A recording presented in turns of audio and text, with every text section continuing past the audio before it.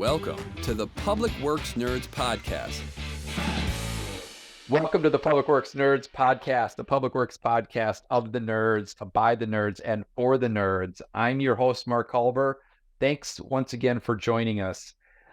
We are wrapping up our first season of this podcast. This is our 20th episode, and I'm happy and excited to bring back for this 20th episode. And what better way to conclude the first season than to bring back our very first full episode guest, and that's Mark Ray, Director of Public Works and City Engineer with the City of Crystal. Now, you may remember Mark as the guy in the dinosaur suit, and he didn't wear the dinosaur suit today, but trust me, there's plenty of video out on the internet of him in the dinosaur suit. So welcome back, Mark. Thanks for joining me today. I'm looking forward to this little conversation we're going to have. Why don't you go ahead and reintroduce yourself to the nerddom? Well, thank you very much, Mark, for having me here. It's glad to be back and talk with you all again. Mark Ray, Director of Public Works, City Engineer for the City of Crystal. Been there a little over 8 years. For those of you unfamiliar with the area, we are just northwest of Minneapolis, just a few miles, so kind of right on the core of the Minneapolis Twin Cities area. I've been in the profession for over 15 years now, and at the end of the day, Public Works makes normal happen, and I love being a part of that. And Mark was the first one to say that on this podcast, and we have said it multiple times in subsequent episodes. So it's a great saying, and it is so true. We do make normal happen, and we do get our accolades, we get our awards and stuff like that, but we really only get, a lot of times we don't get noticed until something goes bad. And so we like that. We like normal, and we like being behind the scenes, making everything work, right? Yeah, exactly. I mean, the way I've kind of, I don't say shifted, but I've evolved. One of the things I describe is we're like the stage crew of our residents' lives, right? Like we're behind the scenes making sure the show happens. And I think that's a really good metaphor for people to think about. And for anybody considering a career in public works, if you find yourself having done the stage crew thing, maybe a career in public works is for you. Yep. So, just as a quick review, Mr. Ray's episode was on emergency management and talking about Public Works' role in that. And Mark has a really strong background and impressive background in emergency management and helping a lot of the communities in the Minnesota Twin Cities metro area organize and through some joint powers agreements and some things like that. So once again, thank you for all your work on that. But that's just a reminder, if you want to know more about that, go back to our first episode and listen to Mark talk about that amongst other things. So where do you want to say, Mark, about this? When you reached out to me and you're like, hey, would you mind coming back for the 20th episode? I couldn't help but go back and watch the intro that you and Mike did, just setting this whole thing up. And in that, you talked about this really being an experiment. Your shared love for public works, kind of that passion for learning and sharing information and just serving the public. And so I found it interesting. Along with that, it was also kind of a time in both of your careers of some pause and some reflection. And so for all of us, 2020 was a huge shift. Personally, professionally, with COVID and everything going on. And so keeping that 20 theme, I really appreciate the opportunity to come here and kind of take a pause and a reflection on where you've been. I mean, the reality is, look, you've had 20 professionals come and speak with you on a wide variety of topics, the environment, asset management, traffic, communication with your staff, communication with the public, professional associations, technology, and obviously something I'm very passionate about, emergency management. So you've covered all of these themes with a lot of really respected people. And I think that's a really cool thing to share with the profession and share with the public and kind of pull back the curtain and provide that snapshot into the profession and what we all do. Yeah. So I think, it's been a fun to watch you all kind of go with this. Yeah, and this podcast and like you said in our first in our intro episode, we kind of talked about that, how the fact that this podcast was going to evolve, and we weren't quite sure where it was going to go and how it was going to go and things like that. But I'm really happy with the direction that we've taken, and we're first and foremost really we want to talk about good topics. Some of that is technical, some of that is based on organizational structure, maybe some personnel stuff, some things like that. But first and foremost, we want to bring good topics to the nerds out there, and we want to bring good people talking about those topics. People that are passionate about those topics, like you are so passionate about emergency management, and Deb Heiser is passionate about her engagement with the community and street reconstructions and things like that. And I had one episode that our next episode, our 19th episode, that will drop before this, that Mark hasn't had the privilege to listen to yet. We talked with a sustainability specialist in Richfield, Minnesota, about solid waste, and she's very passionate about that and organics and that. And so it's just great to bring passionate people talking about topics that they're passionate about to the nerddom here. So as you look at that, and obviously you've known a lot of the speakers you brought on for years, if not longer, what has surprised you in this evolution over the last 20 episodes of the young, innocent Mark, and now to the experienced podcaster? What are some key things that have stood out for you in that time? I think one of the things is just how, and I don't want to say it's been really easy, but once I approach somebody about an idea to talk about a topic, how eager and excited and willing people are to come onto the podcast and talk about these things, and just how easy it's been to keep this informal while keeping it informal, also get some really great information out of our guests and such. And so that's kind of surprised me that it hasn't been more difficult to pull that out. I mean, it's just, like I said, when somebody's passionate about something, it really comes out naturally. And I love that, the conversational manner in which we do this. Otherwise, I would say, one of the other things that surprised me is looking at the statistics and the data of our downloads is the reach of this, and I'd love for it to be even wider, and I would love to have thousands of downloads in that, and maybe we'll get there someday. But just organically, just through social media and LinkedIn and some minor things, and maybe through some of the networks of our guests, we've been able to get this podcast out into Sacramento, California, and Des Moines, Iowa, and Charlotte, North Carolina, and Kansas City, and Seattle, and Cincinnati, Dallas, Texas. I mean, I'm just rattling off some cities on the list here that have had multiple downloads of the podcast over this first season. So it's encouraging to see that. But then also internationally, we've had, I think it kind of makes sense that Canada, we'd get some downloads from Canada. I mean, Minnesota is kind of like basically Canada. We love hockey and we love to elongate our vowels. So we're Canadian, right? But also New Zealand, a surprising number of downloads in New Zealand and Australia, and even a little bit in spots of Europe. So that's been kind of interesting. It'll be interesting to see how that grows. And ultimately, it'd be great to get some international guests talking about some, comparing and contrasting how, maybe solid waste recycling is handled in Europe compared to the United States. But that said, you did have Paul Pasco on talking about his international experience. Right. We have to have some international stories. Exactly.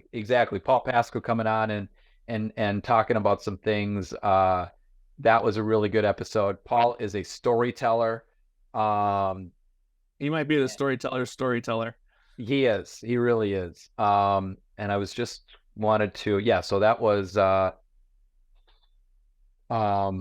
August 15th episode. I should have the number there, but I don't have the number on there. But so just hearing those stories internationally, and I've said this in a couple of episodes, and if you're listening to this, and if you've made it this far into this episode, we would love to hear experiences and how things are handled, on the gas tax, or how common is organized collection in your city or your state or your region. Talking about associations, like what are some of the really active professional associations in your area, and what has that meant for you, and some of the leadership in your area. But just some things like that trying to get we would love to hear from the nerds out there, their local experiences with some of the topics that we've already covered, and that might lead to diving into those topics again with a different perspective, which I think would be great. Well, definitely. Just as quick for your audience, Paul's was episode 13. Where he had that presentation. I think we use the term, I said we touched this earlier, public works makes normal happen. And one of the things I really like about that term is that normal is different depending on where you are in the country or where you are in the world. And so it allows for that, but still helps define what it is we do. So if we're talking about trash collection, if we're talking about water production or distribution, that may look very different. But having people come talk about their experience is still something that's very worthwhile and informative.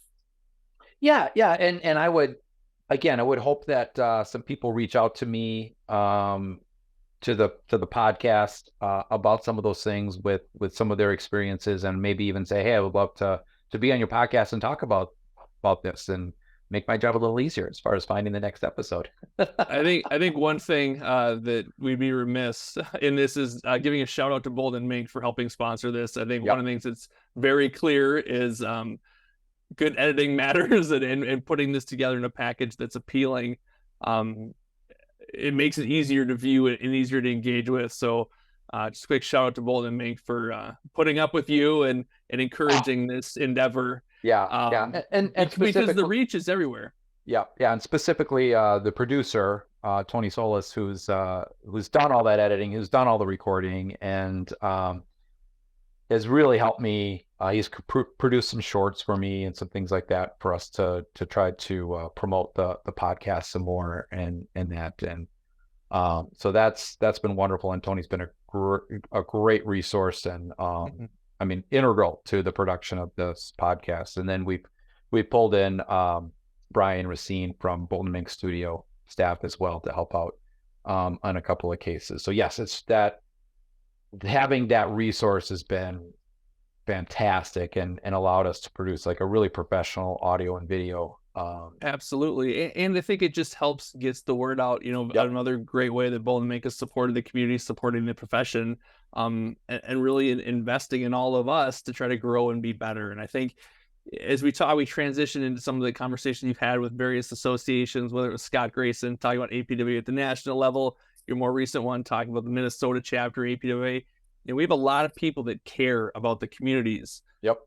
But support from the corporate sponsors such as Bolden Mink is what is vital to making that happen. And so what have you learned in having those conversations at the national and the state level with associations? I mean, those are some very big players. The American Public Works Association has over 30,000 members across all 50 states and internationally. And so you can't help but take something away from that conversation with Scott. Yeah, I think it's been really, and hopefully the listeners have gotten this out of it too. It's really interesting to hear from the leadership at APWA about, some of their strategic directives and where they want to go, and how they're serving their members, and really from an education perspective, but also,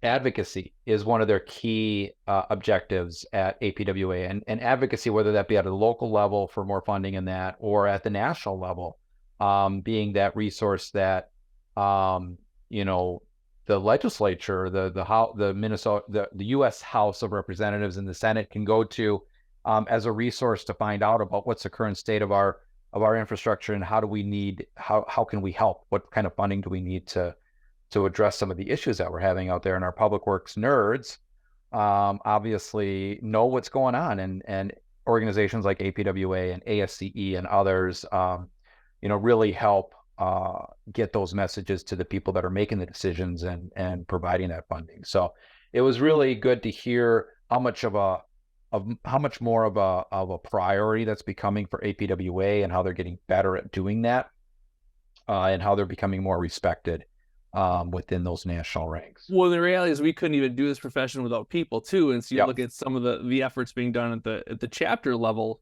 not only just advocating for infrastructure, but just also for careers in the public works. I think what was so fascinating, I touched on all the different topics that you've had speakers on, but I really think that's also a testament to the career opportunities we have within the public works profession, whether it be public or private sector, but even there, all the job opportunities that are there, depending where people's passions are. And so I would just encourage, listeners, if you heat up on something you might be interested in, there could be a role for you in public works. And I think it's something definitely to look into because it's fun, it's rewarding, and obviously you can be part of a great network.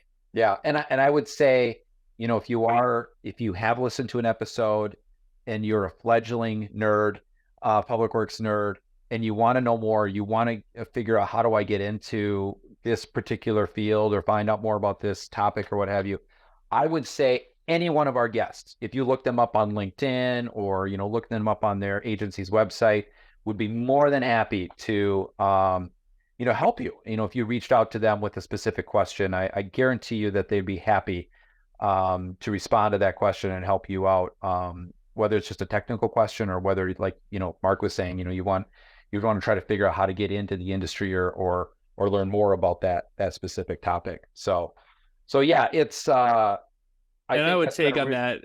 I would just follow up. It's not if they don't know the answer, they know somebody who knows the answer, because that is the community we have. Yep. And I think that was one really resounding message out of that 17th or 18th episode that we just dropped this week, just 2 weeks old now. The local chapter of APWA, that was one of the resounding messages, was just how we help each other and where we create that network. And these professional associations help us create this network of professionals and people that just help each other, whether that's, at a committee level and actually having a product to kick out, like standard specifications or recommendations on this, that, or the other, or help with asset management systems in that. Or if it's on an individual basis, just calling somebody up and saying, hey, I saw you did this, what recommendations would you have, or what advice would you have if I wanted to do that here? It's, that people network and resources is just fantastic. And the professional societies really help provide that and make that accessible to people. So let me ask you this, Mark. What was your favorite episode? Now I'm going to go through a couple of the stats here to kind of talk about the most listened and most watched episodes from our first season. But put you a little bit on the spot here. What was your favorite? Besides your own. You can't say your own. That is fair. Well, I was actually there for my own, so to be honest, I've not listened to my own in its entirety. Wow. I'm always as a department head, my belief is my job is to care for my people, get them the resources they need, set the general direction, and then get out of their way. And so I really appreciated episode 2 with Mike Thompson from Plymouth Public Works, talking about kind of culture within the public works profession. I think that will continue to always be something that as directors we need to be very aware of and very sensitive to and supporting of. So for me, that was kind of always something I'm just interested in, enjoy listening to and getting other people's perspectives on, for sure. Yeah. Well, good. I got to say, and it's kind of like a parent with their kids, I don't know that I'm supposed to have. Yeah. You can answer all of them. I will totally smile and nod. But I will say that from a technical perspective, I really enjoyed the GIS episode that were recorded or that we dropped just a few weeks ago. So episode 17, and the episode that you haven't had an opportunity to listen to yet, the one that I just recorded and will drop the week before this one does. But that'd be episode 19, and that's with the city of Richfield, their sustainability specialist, and talking about organics and recycling and solid waste in general. And that was really informative just to hear from somebody who's gone through some, implementing some of those programs. So yeah, like I said, I guess I love Nick Eggers, where he talks about this water contamination issue and how he had to manage that. And Ross Bittner from Edina talking about adaptive level control system. I mean, that is a nerdy episode. We nerded out on that one. I would expect nothing less with nothing less from Ross. Yes. And that said, he is absolutely my go-to guy if I would have stormwater questions. Then how do you do something? Yeah. And then like episode 16 with Deb Heiser, where we just kind of like it was kind of like, I need a topic, and we were going to talk about something else, and I'm like, you know what? Let's just talk about city engineers.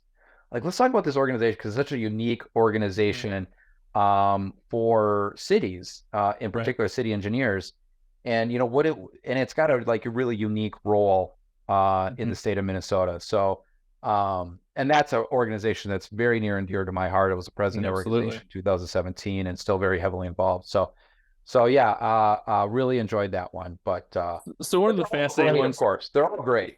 Exactly. The whole smart cities thing, as we talk about AI technology, you had Brian Simmons talking about UAVs and kind of that data thing. I mean, to me, that is always, just as a professional one, that's episode 11, by the way, is the drones, is all that data. And how do we handle this situation of collecting all this information, or being able to collect all this information that ties into Deb's Heiser's conversation talking about streetlight? There's all this information, but so what? What are you going to do with it? How are you going to process it? We obviously all know that bad data doesn't mean you have good results too. So how do you quality control check? And to me, as a profession, that's one of the I don't say it's what keeps me up at night, but that's one of the ones that really, I have a hard time envisioning what that future looks like, and trying to find the balance of gathering data for data's sake and figuring out what that data is actionable. Yeah. And that's where I think, if because data for data's sake, like you said, what's the purpose? 100%. You just got, you're just gonna have gigabytes and gigabytes of ones and zeros somewhere, and there's cost to store and maintain it, right? I mean, it's not a no cost enterprise. Well, and not only a cost, but there's potential liability from a data practices perspective of people requesting that data in different formats and that. So there's this risk reward thing of like what data is really worth collecting and keeping. And as I look at it, I think the first and foremost, if you're just collecting data for the purpose of collecting data and you're not doing anything with it, then don't collect the data. I mean, I think there are ways to, depending on what kind of data we're talking about, but like flow sensors or something, which is just which is recording the the flow of a pipe or something every minute of every day of every week of every year. That will add up to a lot of data, particularly if you have multiple sensors out in the field doing that. But if you can tie that, just a simple little program that's monitoring that flow data for threshold, like if the flow gets below a certain point or if it gets above a certain point, that you have an alert or alarm is triggered, and it's. Meanwhile, you're still collecting that data, which could be useful for planning purposes or looking at what is our lowest peak or our highest peak, and how often is this pipe at capacity or this, that, and the other. Those can be some really good points of information for planning, long-term planning. But if you can couple that with some real-time alerts, then I think you're not just collecting the data for data's sake. You're also getting something out of that data in a real-time fashion. So I think that's exactly part of the challenge, right? I'm always intrigued, if you're collecting flow data for sewers, for example, how are you tracking that against rainfall data? Yeah. If we're looking for I&I, and kind of, but it's different data sources, it's different data files. So how do you combine that? Yep. So that's not only are you trying to collect and store all this data, but to your point, how are you aggregating this data in a meaningful way? Yeah, and I think that goes into the intentionality of how you implement this stuff and why you're collecting the data and how you're collecting it, what you're doing with it.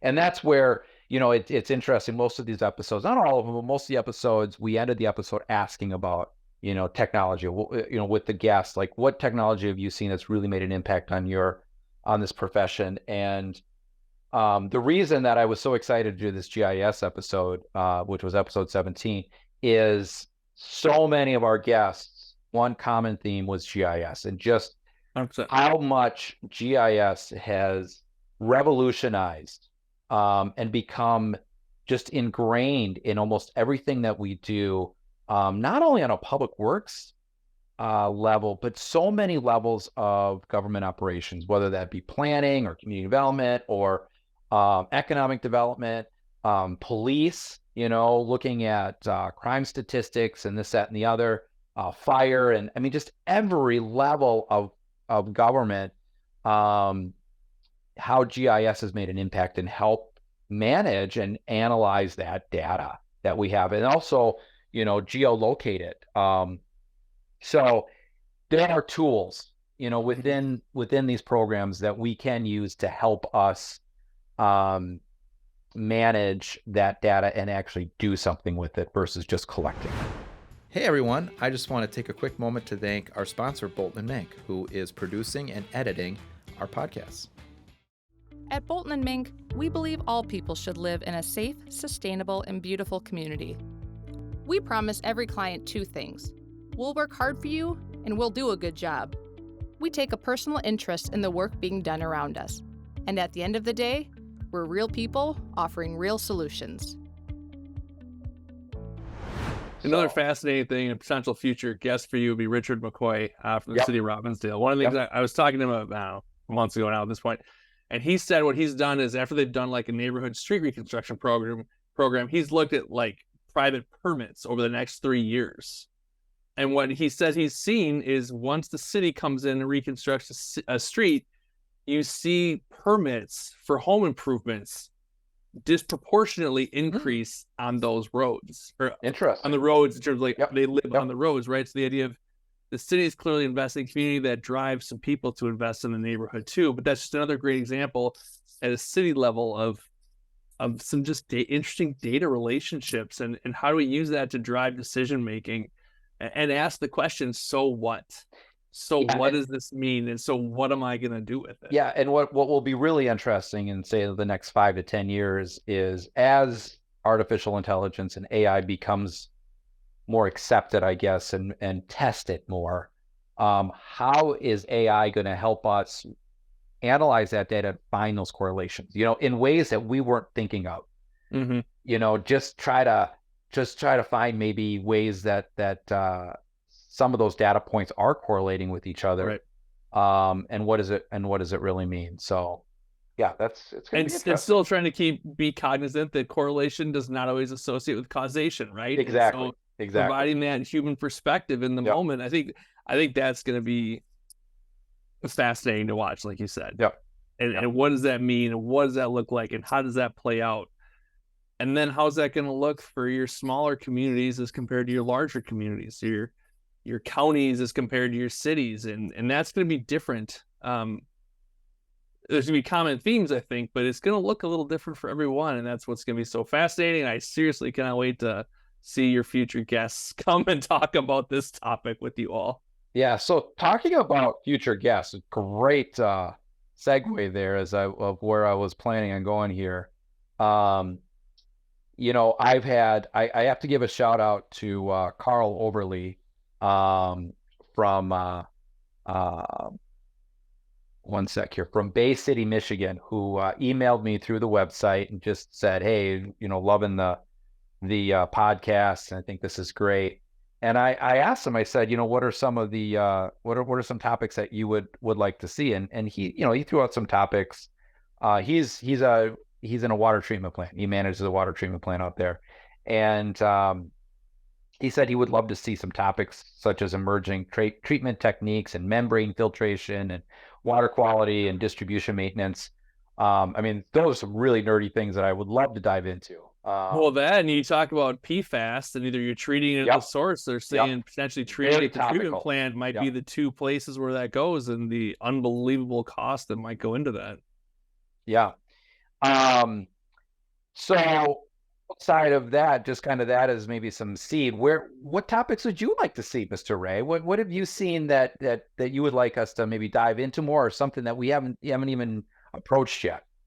So I think to me, one of the interesting ones now, we're in a drought, a lot of watering restrictions going on, is the idea of gray water reuse. But taking to a larger thing, and what I'd be curious about is perspectives from the Met Council on, look, they treat water, they put it back in the Mississippi. It's clearly tested. It's cleaner than the Mississippi.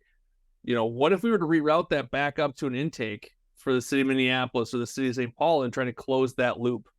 And what does that look like? Is that even on the realm of feasible? Thankfully, the teams, was it Pat Shea, I think clearly he's been on your show and familiar, and I would look to him and what his thoughts are on trying to create almost a closed loop for water. And what does that mean for us as communities looking forward? With the land of 10,000 lakes, we've been in a drought for, I think, 3 years now, generally-ish. I think it's an interesting perspective, because I think, as we all know, generally speaking, your wastewater treatment plants are built intentionally downstream, wherever there's going to be an intake, and then as that water mixes in with the rest of the river water and flows down into other states and cities and such. I think we always have this perspective of dilution as the solution to pollution. I would say that's the old perspective. That's the old perspective, especially the public. Yeah, absolutely. The reality is the water we're putting in is cleaner than the water that's already there. Yeah, but what does that mean? What greater way to hold yourself accountable as a professional than to pump that water right back up towards the intake? Right. And if it really isn't clean enough for you to drink it, then you shouldn't be discharging it. And we know what's already happening. It's getting dumped in the river and getting pulled out by multiple water sources all the way down the Mississippi. I want to say 80 million people get their water from the Mississippi, from the headwaters down in Duluth or something. I can't remember where I saw that statistic. It might be the National Park Service talking about the Mississippi, but to me, that's a really interesting concept. I think they're doing a lot of cool stuff out in California with water reuse. And I think as a profession, I think that's a really interesting, responsible thing to start talking about potentially. I concur, particularly as we get to a point where we're going to have more and more restrictions on pumping water out of aquifers and this, that, and the other, where surface water is going to become more and more important as a source.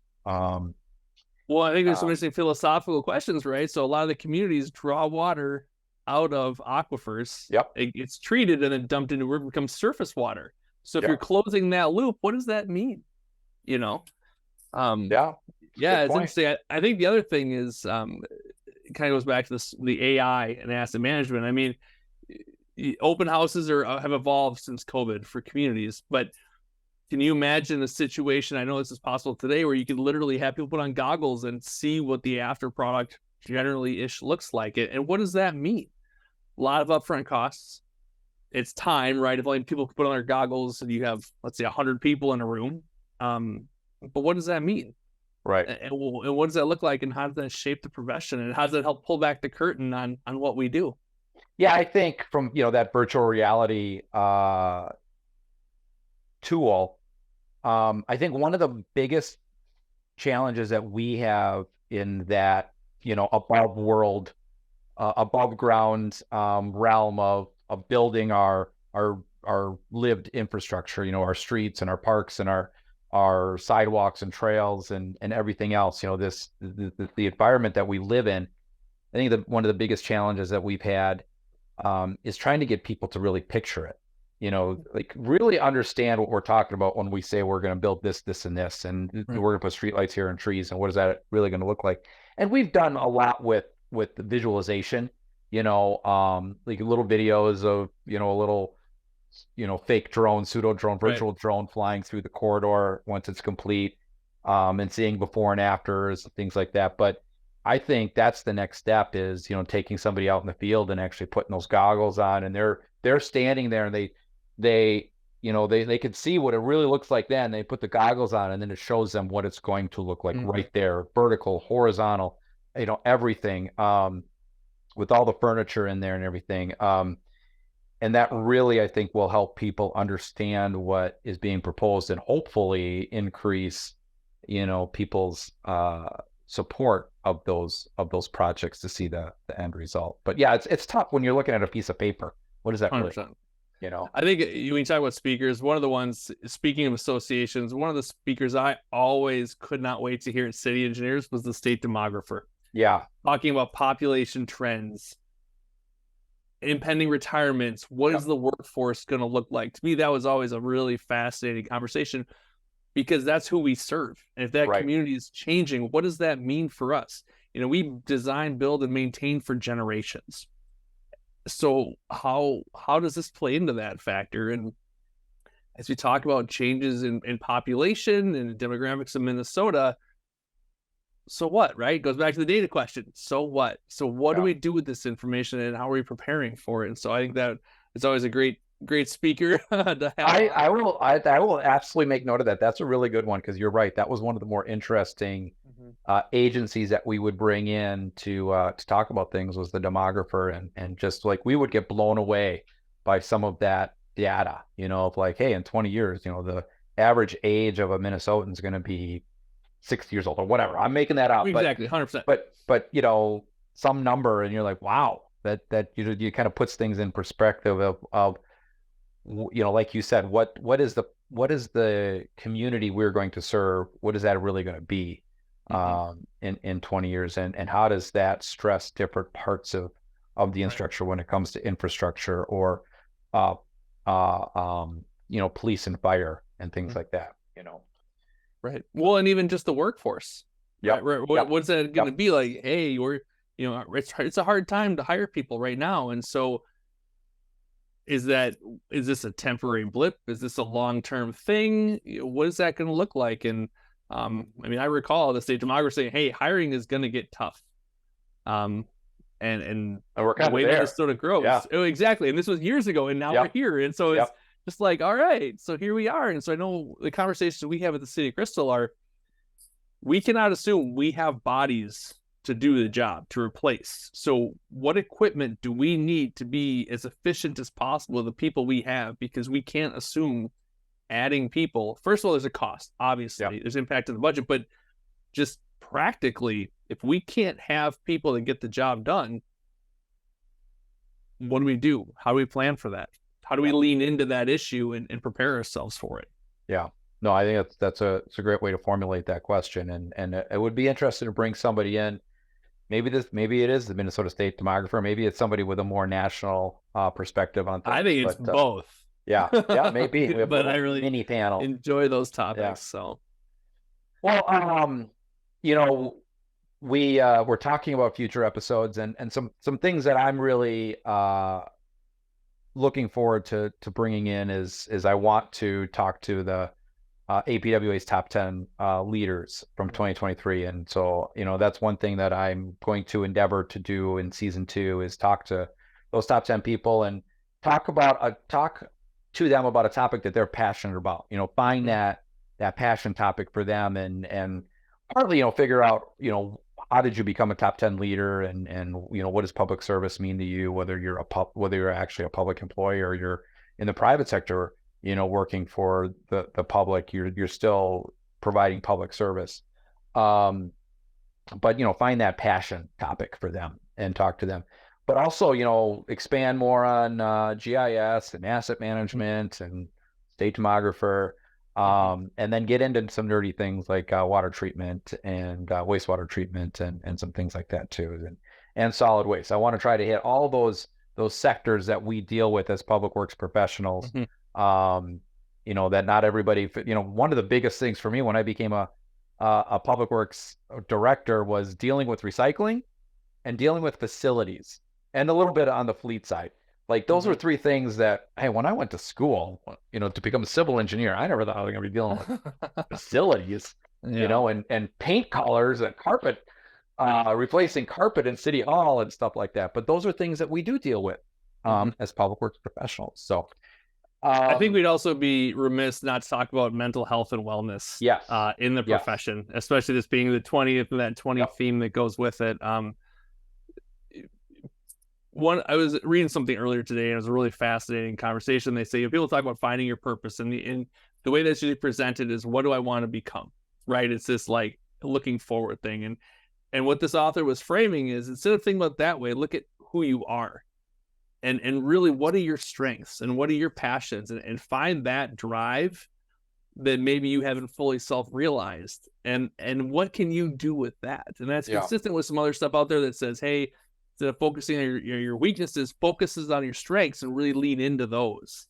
And so I think talking about mental health and just self-care, and especially as caring for staff. Yeah, and I recall you actually talked a little bit about that in that first episode about that self-care. It does, and that would be another good one, because I think that's something I think for so many leaders, whether you're talking at the public works level or my wife's a dentist, whether you're talking about healthcare or wherever, it's one of those things that we don't learn. That's one of those things we don't learn about in school. Is managing people, supervising and managing people, and taking care of people, those people that work with you and for you, and most importantly, probably taking care of yourself so you can take care of those other people. 100%. And I think that's something that we could all probably learn more about. And certainly there are people out there that have been intentional about learning about that, but maybe we could help some of those others at least think about that and maybe go get some more information on that as well. And I think also just crack the stigma of not even talking about it, the big burly public works person that, they're going on doing their thing, and, taking a moment to really genuinely ask and care about where they're at, or when you look in the mirror, where you're at, because we're all in this together. And that's the theme that this podcast has really just reinforced. Professionally, personally, we're here to support each other. And that looks at a lot of different things depending on the situation. Yeah. So as we wrap up this episode here, I just wanted to say a few things, a few thank yous for this first season.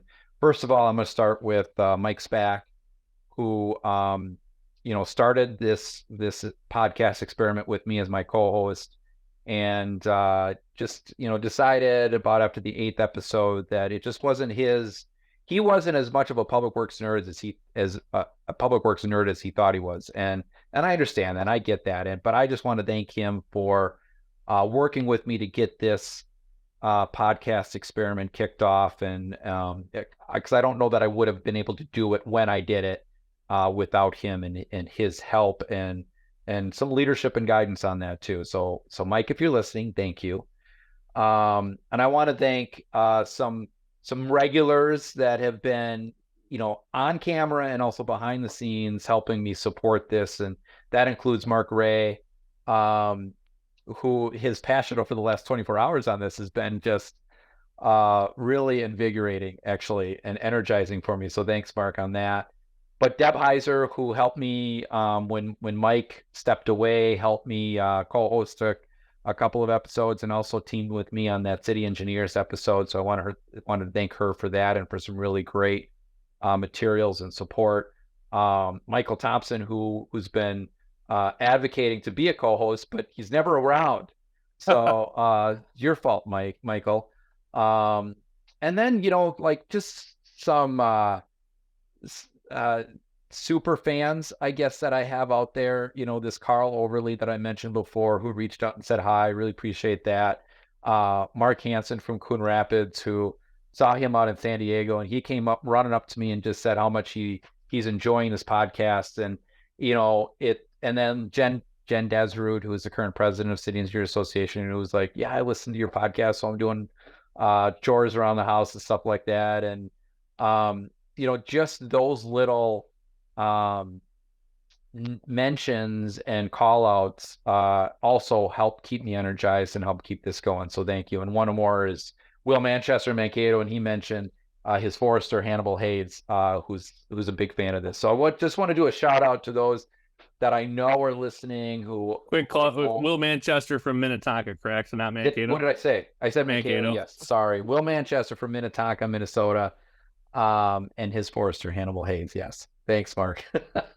Hey, teamwork makes the dream work. Yeah, we got to have some bloopers in this too. And as Mark indicated, and I've said in other podcasts and early in this one as well, and I just want to thank my employer, Bolton & Mink, for their sponsorship and their support of this, and particularly of the staff studio staff that's helped me out with this. So, and then I'd be remiss if I didn't mention my wife Jennifer, who, despite not being a Public Works nerd, has listened to all the episode and gives me little bits of feedback here and there. And I have to give her credit as the one who actually came up with the name for this podcast, the Public Works Nerds, because she's always known that I'm a nerd. So I think, but thank you, because it's a great name for the podcast. And I would just like to just shout out to all of our spouses. They definitely put up with us with a lot, whether it be late night or early morning phone calls, great ideas for podcasts. And so I think you just found yourself another guest. Would be spouses of Public Works professionals. That's not a bad one. Or maybe a little therapy group. Some Who knows? Story. Yeah, some therapy for them. Yeah. Because it just reinforces the theme of we're in a community, right? Yep. You know, Mike was there to help support, and he's like, hey, this maybe is a different thing, and he moved on, and that's okay, and that's part of growing, and we're still supporting each other. Yep. And trying to give back to the profession. And at the end of the day, we're here to serve, and that's why we got into the business. Yeah. So, you know, as Mark alluded to, you know, from the introduction episode, we're taking this opportunity to pause and reflect on this podcast. So we've done our first 20 episodes. We might take a little bit of a break after this. You know, I'm gonna go ahead and speak for you, Mike. I think it'd be good at Mark. I'm sorry. Yeah. If you took a pause. Yeah.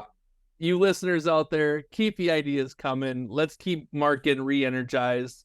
We'll come back with a stronger season 2, and looking forward to what all could come with that. Yeah, and I'll do my best to just throw out some random content on the social media channels, on LinkedIn and stuff like that, just to keep the nerddom fed with some material here and there. But I think what we might take advantage of, build up another round of episodes and be a little easier on everybody involved on the production of this. But I just want to thank you, Mark, for your time today and for helping us review this first season.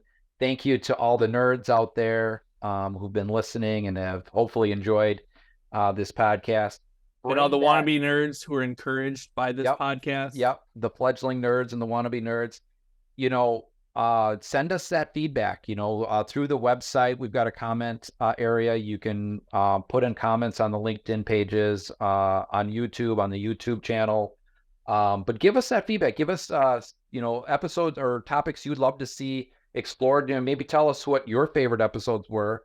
And to that point, I will just say, that the most downloaded episodes were episodes 1 and 2. They're sitting at Michael's episode actually leads all episodes with 561 downloads, and Mark Ray's episode is at 522. So neck and neck there. All right, I will get some auto chat GP thing to get that going. But those are by far the 2 most popular episodes. But after that, it looks like the highest downloaded episode is our winter maintenance. So reducing salt, and looking at design on how we can reduce salt. So those are the most listened to. And then on YouTube, because remember, we've got a YouTube channel, the most watched episode is Mike and Mark's. No, the most watched episode was the drone technology one. Yeah. Which would actually seem very fitting for the topic. Yeah. So, but again, thank you all for your support, for listening, and stay tuned for season 2. And we'll be back. And again, thank you, Mark, for joining me on this review. Glad to be here. And again, shout out to all the listeners for joining you on this endeavor. And again, a big shout out to Bolt and Mink for supporting and help making it happen. All right. Thank you. Nerds out. Take care.